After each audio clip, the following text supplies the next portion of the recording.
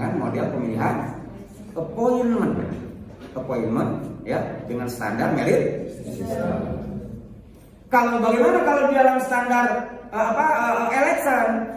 Di election itu kan mohon maaf bukan tidak ada profesional. Kalau jabatan politis itu kan mohon maaf misalnya ya bahkan ada SMA anggota DPR MPR itu kan ada SMA, adanya TK-nya penyetaraan, SD ini penyetaraan, SMP ini penyetaraan itu semua. Ya, SMA penyetaraan. Ya. Tapi dia punya ini bagus kemudian menjadi anggota dewan. Ya. Jadi memang kalau jabatan politis itu agak sulit ya untuk kemudian dengan cara merit system. Karena mereka open recruitment. Mereka buka semua yang menjadi anggota dewan kan dibuka semua, siapapun silakan dengan latar belakang pendidikan apapun. Tidak ada kriteria khusus misalnya. Ya, khusus misalnya kalau itu PDI membuka calon anggota dewan untuk di praksi A misalnya, ya praksi A misalnya tentang hukum dan perundang-undangan, maka sebenarnya harus sarjana hukum, doktor hukum, profesor hukum misalnya. Nah kalau gitu profesional. Tapi partai itu kalau dengan model seperti itu tidak akan banyak orang ingin masuk partai karena sulit. Akhirnya apa yang terjadi ya open recruitment siapapun sekolah itu sekolah. Tapi yang kemudian pertanyaannya bagaimana ketika dia sudah menjadi anggota dewan? Ya sekalipun tugas anggota dewan itu hanya 3, budgeting, controlling, ya legislasi hanya 3. Tugasnya hanya 3, legislasi, budgeting, controlling. Legislasi pembuatan undang-undang, budgeting pembuatan anggaran, controlling adalah mengontrol kegiatan aktivitas pemerintahan di dalam melaksanakan undang-undang. Artinya sekali lagi kita ketika bicara dalam perspektif ya tadi bagaimana masyarakat mempunyai kekuasaan, cara mempunyai kekuasaan ini tadi kan ada cara election, ada cara appointment. Kalau election itu mengikuti pemilu presiden, gubernur, bupati, wali kota, DPR, DPD, DPRD provinsi, kabupaten dan kota itu dengan cara election, jabatannya politis, gitu. Ya. Yang kedua model appointment itu jabatannya struktural, fungsional, ya kan?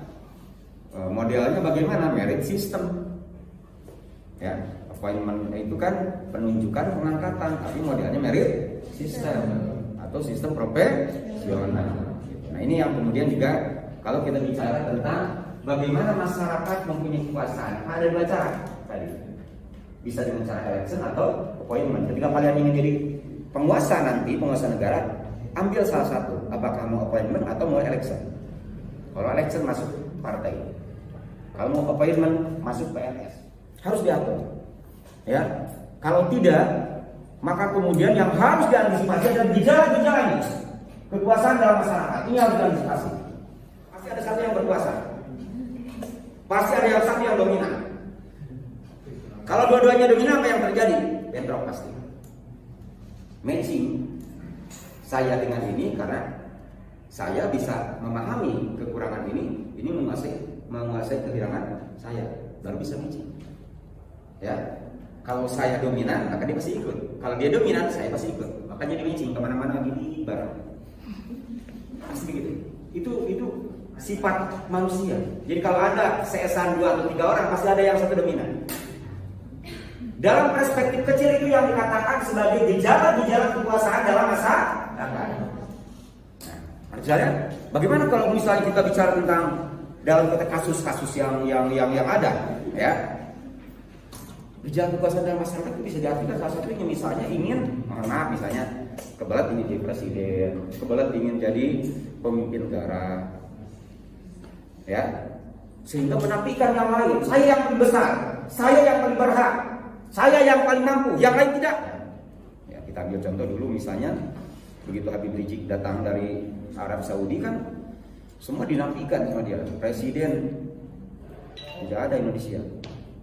polisi ditantang, tentara ditantang.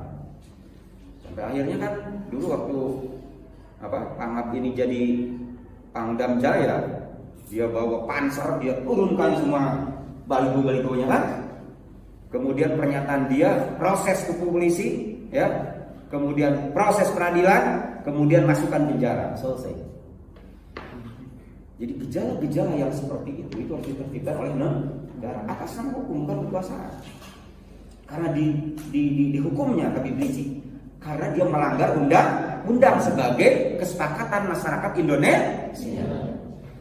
Bukan Jokowi tidak suka dengan Habib Rizik.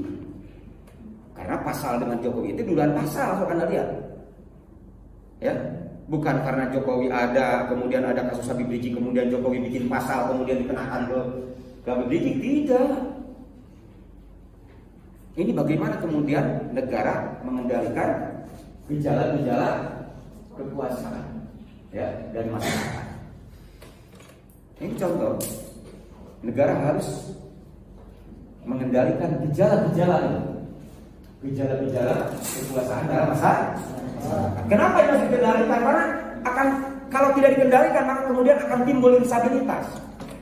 Maka negara melalui berbagai instrumen kemudian mengendalikan gejala-gejala kekuasaan dalam